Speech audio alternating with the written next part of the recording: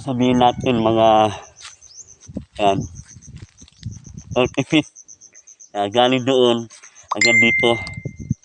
So ilalagay natin siya dito para maano nyo. Yan. Yan. Gaano kalayo. Yan. So 30 feet ang layo niyan simula dito mga sobra. Galing dito. Yan. Yan.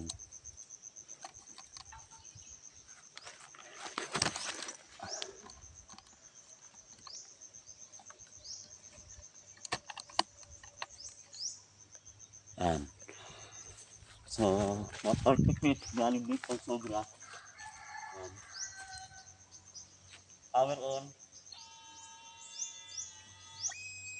Ayan o, abot pa na ganyan.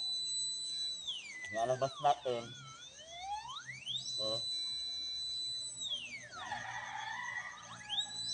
Gano'ng kalayo ito, mga 11 meter. Labas mo. Dadahan. Ganun sa kalayo. Pag malalaki. Labas. Balik.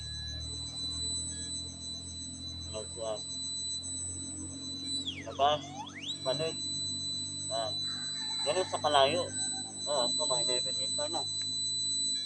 Labas.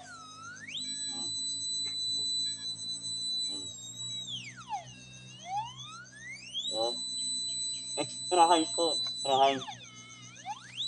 Pagbabaan natin, mga high lang. Mahina na. Kaya abot pa rin. Wala na. Kaya ang tao dito, naka-medium lang tayo. Pag i-high natin, wala. Ganun sa kalayo.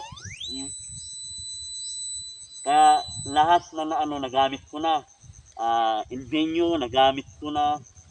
Invenyo, hindi ko sinisiraan. Try nyo dito, hindi niya tamaan kinakalanin. Kasi invenyo, maganda siya pag walang takip yung object, maklaro na. Tapos Deep Hunter, nag-try ko na rin. May kaganda yung Deep Hunter saka Geo Hunter, pero ang ground balance niya, may tayo doon, matagal. Uubos ka ng ilang minuto. Pamisa ka muna bago mo magamit. Ito, kahit sakyan, parang baril, pagkasa mo, pwede mo na gamitin. Yun ang kaganda nito. Kaya recommended ko to.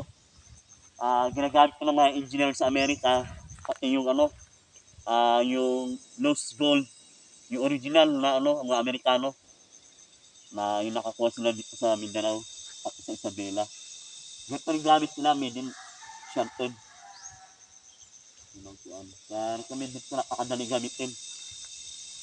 So, gano'n po mga kids. Try na natin po. Ngayon, kasi yung una kong try po, matagal na. Mga 2 years ago na po. Ngayon, pensa ngayon, 22. Kahapon, nag-rally sa Manila. Lunes ngayon. September 22. So, gano'n po mga kids. Ayun, yun ang binauna natin na box. Nandoon na rin ko naman yung nabagyo kasi, kaya ganyan yung tsura na. Ito. So, gano'n po, mga kids. May naging kwar kasi kliyente. Try ko na muna. Kasi ang tsura na. Yung bag niya. Ayan. Napakahandi gamitin. Pero kung may checkpoint, bago nyo buksan, sabihin nyo, kaya isa lang magbukas. Kasi baka magpagkama ng baril to.